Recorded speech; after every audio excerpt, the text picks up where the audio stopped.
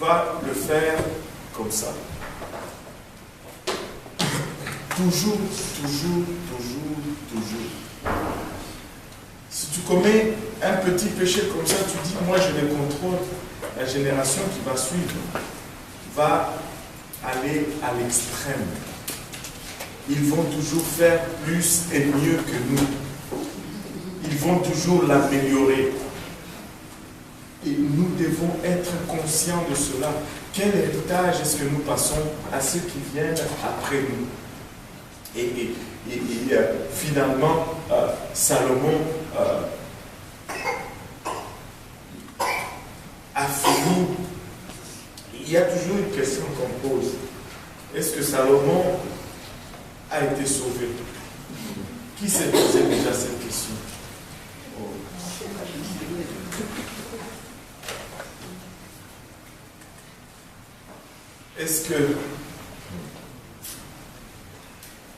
Est-ce que Samson a été sauvé? Oui. Oui.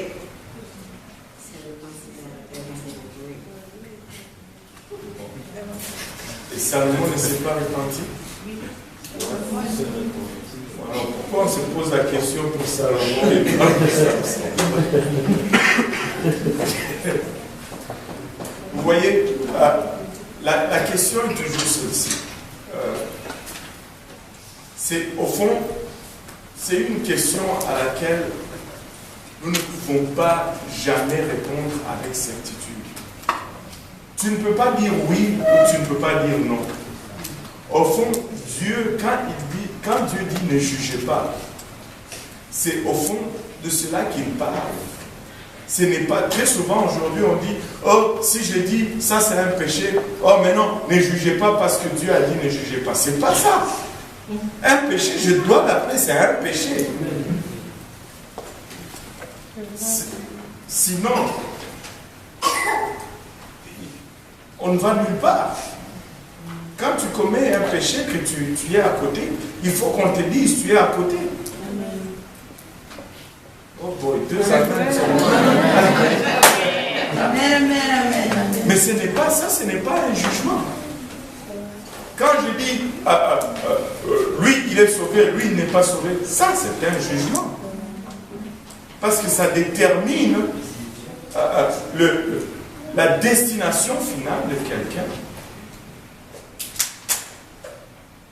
Au fond, on ne sait pas.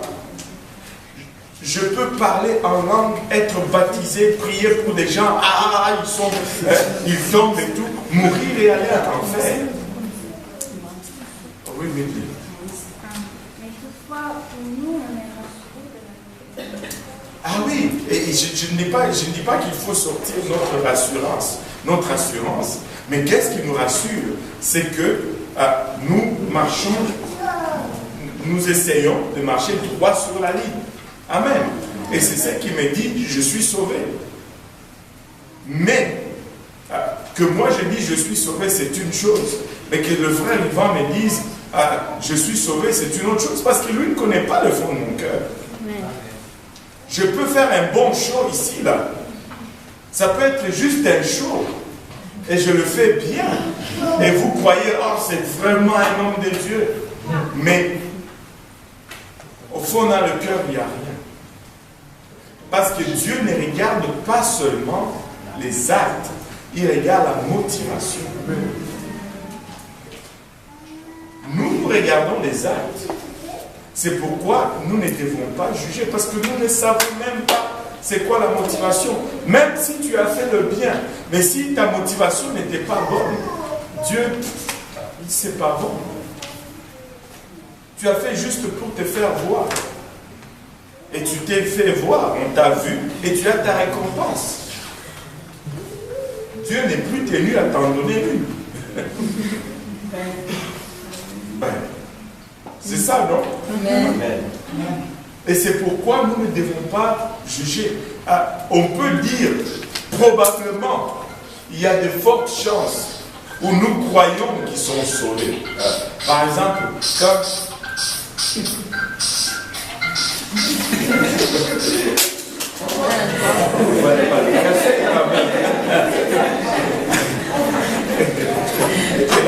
essayé, ça n'a pas marché.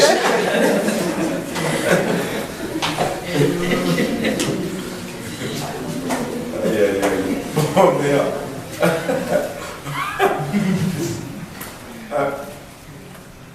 Qu'est-ce que j'avais dit? Nous pouvons dire, je crois que David est au ciel. Il y a d'autres pour lesquels... Ah, pardon?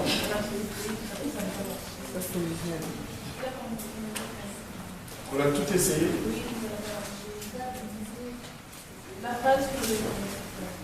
C'est Viviane. C'est Viviane. Ah, c'est Viviane. Oui, c'est ça.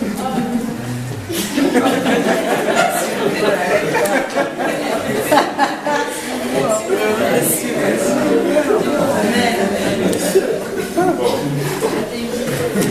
Maintenant, venons à Salomon. Il y a de ces gens que Dieu nous donne la certitude. Par exemple, quand le Seigneur est sur le mont des Oliviers pour la transfiguration, on voit Moïse et Élie à ses côtés. Alléluia. Il y a des gens comme Enoch. Dieu les a enlevés et ils sont partis.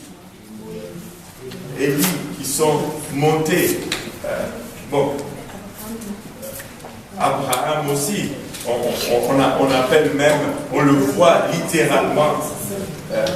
Oui. Une question en passage. Quand Jésus-Christ dit que Dieu est le Dieu d'Abraham, Isaac et Jacob, il n'est pas le Dieu des morts, mais des vivants. Est-ce que ça signifie que Isaac et Jacob aussi sont déjà ressuscités? Ça veut dire que cette mort n'est pas une mort finale. Au fond, nous le voyons bien.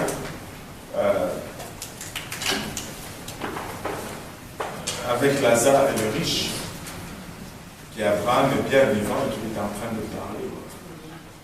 Cela ne veut pas dire qu'ils sont ressuscités nullement, sinon on aura de sérieux problèmes pour agencer les Écritures. Mais non, nous ne pouvons pas, je ne peux pas dire, oui, il est mort, il est allé au ciel. On espère toujours, on espère que tout le monde va aller au ciel, même si du temps qu'on est vivant, on peut s'envoyer en enfer facilement, mais dès qu'on meurt, on ne veut plus envoyer personne en enfer. Et il y a eu un mafioso dont le frère était vraiment mauvais et qu'il est mort.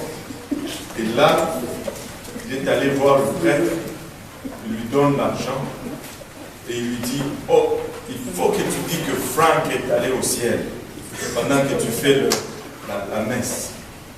Et là, le prêtre était mal pris, il dit, ben, je ne peux pas vraiment faire ça. Il dit, ben, il faut vraiment que tu le fasses. Mais il regarde l'argent, il dit, bon, ok, je vais faire de mon mieux.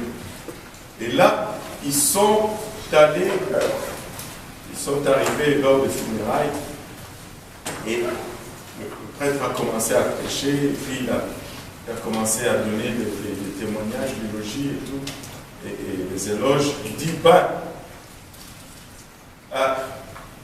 je sais que Frank était un criminel. Je sais que Frank, il extorquait de l'argent. Mais comparé à son frère Gino qui est ici, c'est un ange.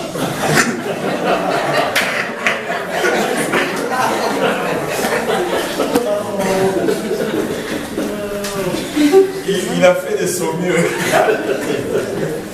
Je sais qu'il était peut-être méchant, mais comparé à Gino qui est ici, c'est un ange. Et bon, voilà.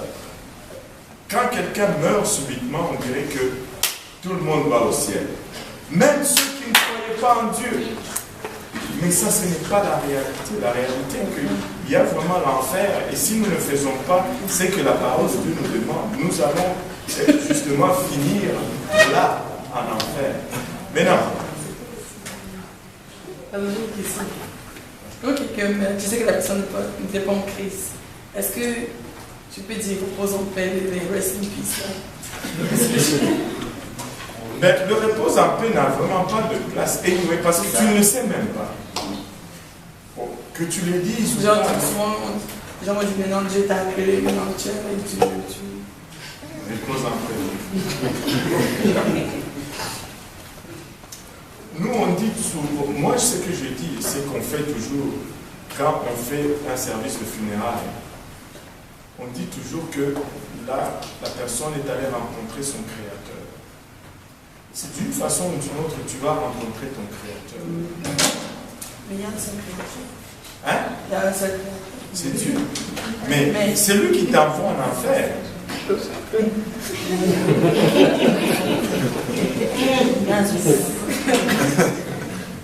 Mais je pense que j'allais directement. Tu rencontres ton Créateur. Au fond, Dieu dispose de toi. Les gens ne vont pas seuls. Sinon, ils ne vont pas aller.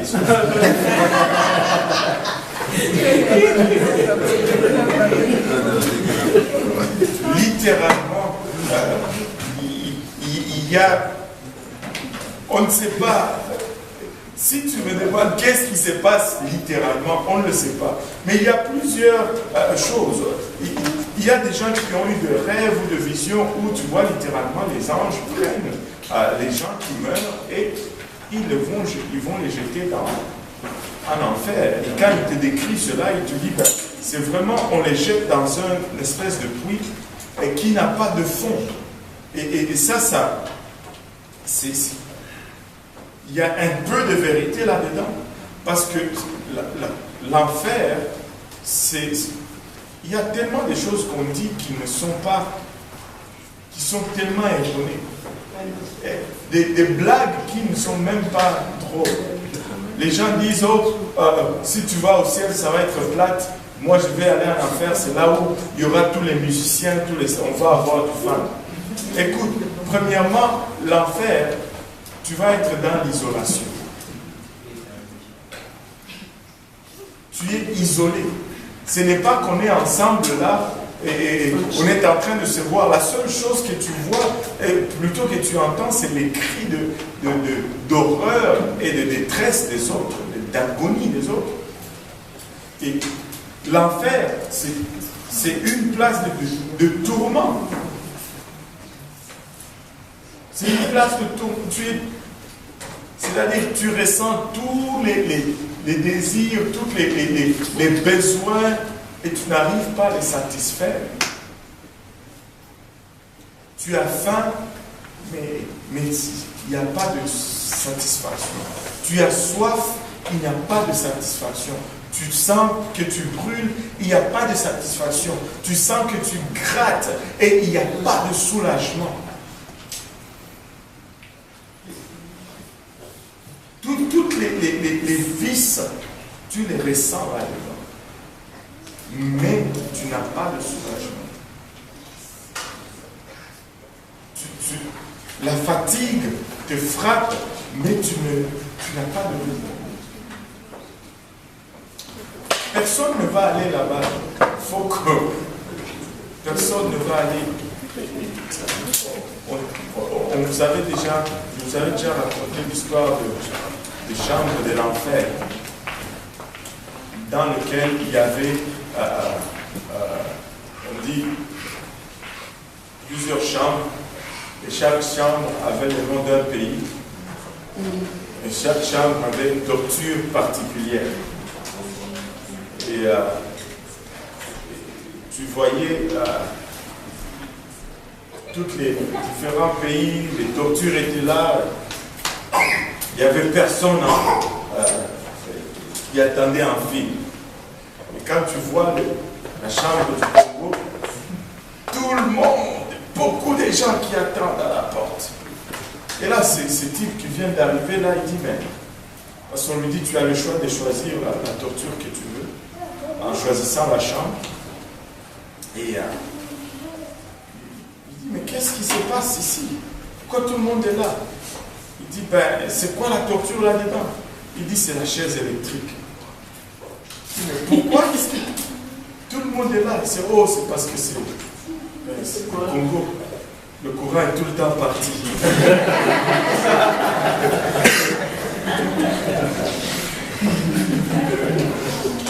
Le courant est tout le temps parti. Et tout le monde. C'est chambre. Mais c'est pas ça l'enfer. L'enfer, ça va être dur, ça va être terrible, ça va être. Anyway,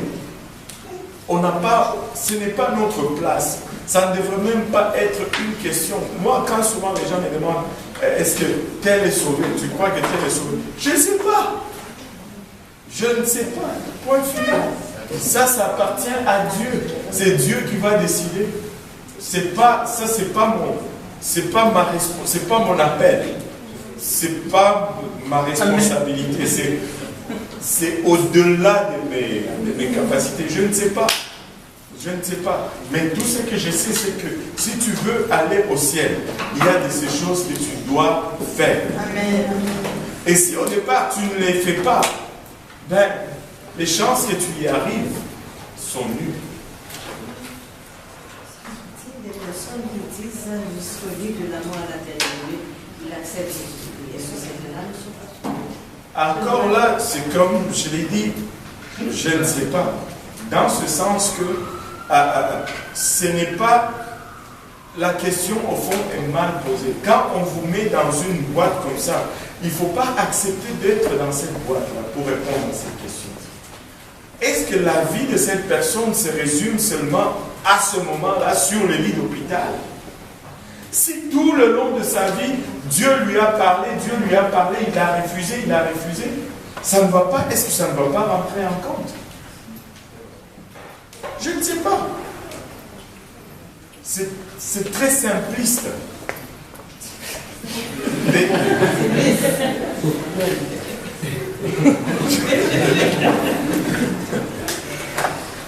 C'est trop facile d'essayer de juste pousser quelqu'un à te donner une réponse que tu veux entendre. Au fond, qu'est-ce qu'ils veulent? Quand quelqu'un te pose une question comme ça, ils veulent que tu répondes et qu'ils te disent « Ah ah !»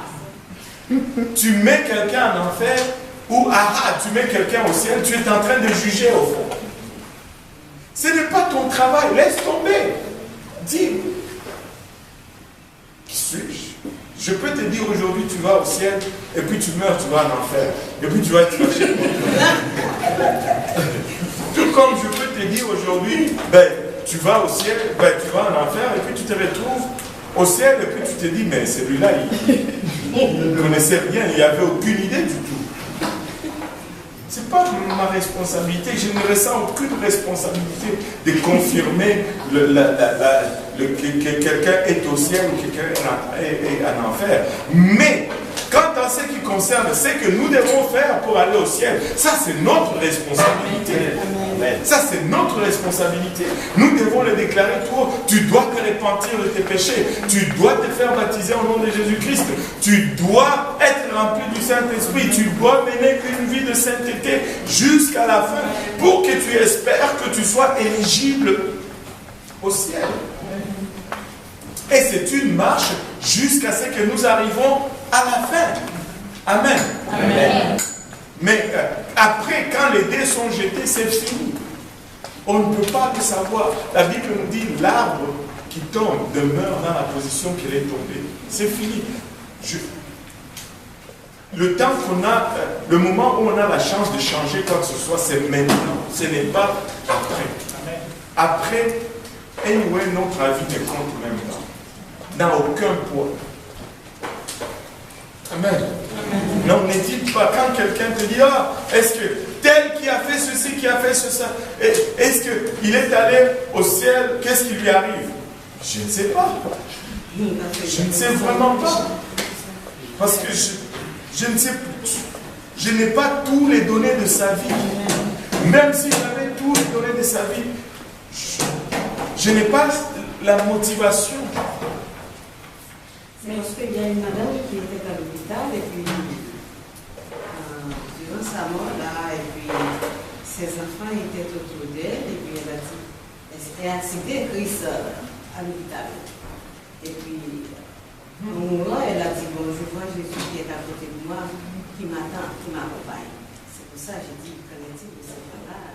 c'est parce qu'on ne sait pas. Que tu dises oui, tu vas être sauvé, ça peut être faux, c'est ce que j'ai dit. Et puis tu es en train de donner une réponse que tu n'as pas besoin de donner, que Dieu te demande de ne pas t'en occuper au fond. Oui. Bon, disons, si on se pose souvent la question de savoir si Salomon a été sauvé, moi personnellement, donc, j'ai cette tendance de croire qu'il a été sauvé à cause effectivement du livre d'Ecclésiaste. Donc, peut-être qu'on réalise un peu que Salomon réalisait son état pécheresse et puis on peut voir qu'il s'est répandu dans cette période-là qu'il a écrit le livre d'Ecclésiaste. C'est ce qui me rassure un peu de son salut. Oui, tout à fait. Tout à fait. On veut on espère le voir au ciel. On espère avoir une conversation avec lui à un moment donné. Parce que ce serait un personnage intéressant avec qui parler Salomon. Une fois qu'on sera là-haut, j'aimerais qu'il soit là. Bon, ce que je voulais vous dire, c'est que évitez de donner des certitudes quand vous ne les avez pas vous-même. Bref, c'est ça. Je ne veux pas confirmer des choses que je n'ai pas de confirmation. Pasteur, pour ma question de Jésus-Christ, si je me suis réellement repenti du péché, que j'étais baptisé au verger de Jésus-Christ, je suis réellement les nouveaux. Si je suis en crise de l'assurance, vous savez. Tout à fait. Mais c'est ça qui nous fait carburer. C'est pourquoi nous ne faisons plus ce que nous ne faisons plus. Et nous faisons ce que nous faisons. Et maintenant, écoutez, la question est vraiment, je vais encore revenir. Si on te demande de parler de quelqu'un d'autre, tu ne sais pas. Bon, ok, je vais prendre l'exemple du frère Mouton, parce que, bon, même si c'est fâche, il ne faut pas couper dans bien fraternité. Prenons juste par exemple le frère Mouton, que quelqu'un vient me dire aujourd'hui, et si le frère Moutombo mourait aujourd'hui, est-ce qu'il va au ciel ou en enfer? Je vais dire, mais j'espère qu'il va aller au ciel. Mais ma réponse que je vais donner, peu importe que je dise oui, que je dise non, il n'y a aucune certitude dans ma réponse. Parce qu'au fond, je ne connais pas son cœur. Mais tu peux dire oui par l'enfant. Ce n'est pas la foi qui va changer ma décision.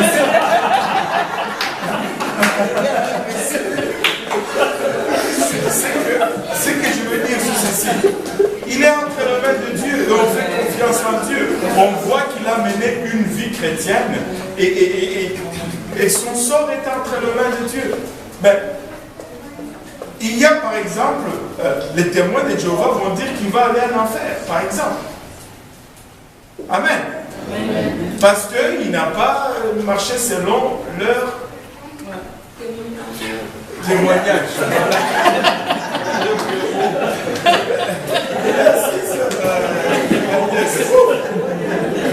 J'attrape ce bouet-là. Et peut-être les adventistes vont le voir, vont le regarder, vont dire il va aller en enfer parce qu'il a violé le sabbat tout le long et puis il a adoré le dimanche. C'est un idolâtre. Alors, si je suis un adventiste, je vais dire il va aller en enfer. Oui ou non? Oui. Mais si tu es UPCI, tu vas dire ah non, frère Moutombo, quand il dirigeait le chant, non, sûrement que là-haut. Mais ceci ne sont que des spéculations. Au fond, nous ne savons pas réellement.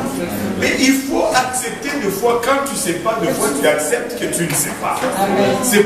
C'est pas mortel, au fond. Pour mon prochain, avec qui je n'ai pas de lien de sang en tant que tel, je ne peux pas avoir d'assurance. Mais moi, j'ai l'assurance de mon salut parce que tout à fait. Je sais que l'œuvre ne repose pas sur mes épaules mais sur Christ et qu'il a tout accompli à la croix.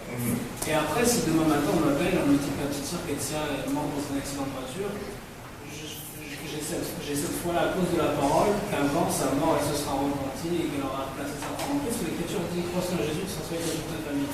Est-ce que cette assurance que je vois serait bonne? On espère toujours les bonnes choses pour nos familles. Okay? Par rapport à la promesse, par rapport à cette promesse, elle est fausse. Je vais te dire pourquoi.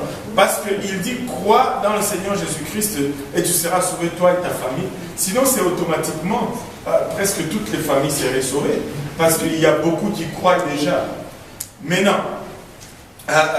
Qu'est-ce que ça veut dire crois et tu seras sauvé, toi et ta famille? C'est que quand je crois, je commence à mener une vie. Et cette vie va influencer ma famille pour qu'ils viennent sauver, qu'ils les viennent sauver. Ça, c'est une promesse. Et ça, c'est le désir ou c'est la révélation de l'intention de Dieu pour ceux qui croient. Maintenant, que de là, que ces gens, que ma famille soit réellement sauvée, il y a une autre étape. Mais déjà, il y a plus de certitude, plus de chance pour eux, parce qu'ils ont un témoignage déjà dans la famille. Mais si je veux leur témoigner et qu'ils refusent, Dieu ne va pas briser leur choix, parce qu'il y a cette parole-là. Cette parole nous démontre tout simplement le canal par lequel je vais l'amener à une autre place. Regarde, la parole de Dieu dit que c'est la volonté de Dieu que nul ne périsse, mais que tous viennent à la repentance. Je ne peux pas prendre cela pour dire que toute la terre va être sauvée.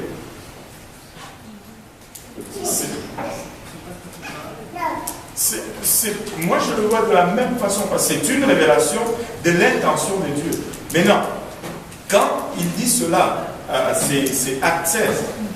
Si cette promesse était suffisante, on n'allait pas aller plus loin.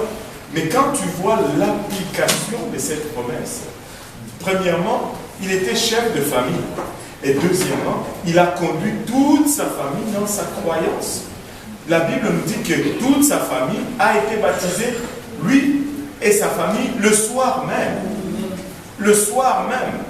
Maintenant, si je crois, suite à mon influence et sur ma famille, ils vont parvenir éventuellement au salut. Mais ce n'est pas qu'ils vont nécessairement parvenir au salut. Pas du tout. Pas du tout. Ce n'est pas... sinon, Dieu va briser les volontés des gens. Tout le monde va avoir le choix. Mais ceux qui sont dans ma maison ont plus de chances que ceux qui sont, par exemple, dans une autre maison où il n'y a personne qui connaît la parole de Dieu. C'est tout ce que ça veut dire. Cela ne veut pas dire que parce que j'écris, bon, alors là, toute ma famille est sauvée. Sinon, Dieu, il va être injuste quelque part. Dans la Torah, dans la loi, un passage que j'avais étudié puis que je peux sûrement montrer par rapport à ça, c'est le passage du rachat. Il dit que si un homme d'Israël, des enfants d'Israël, peut s'appauvrir selon l'esclavage, que son frère, son père, son oncle, un autre membre de sa famille, s'il dispose de l'argent, a droit de rachat, et que celui qui l'a comme esclave ne pourra pas le retenir, il est obligé de le racheter, continuer avec l'argent. C'est ça. Mais aussi dans cette loi, il y a une autre loi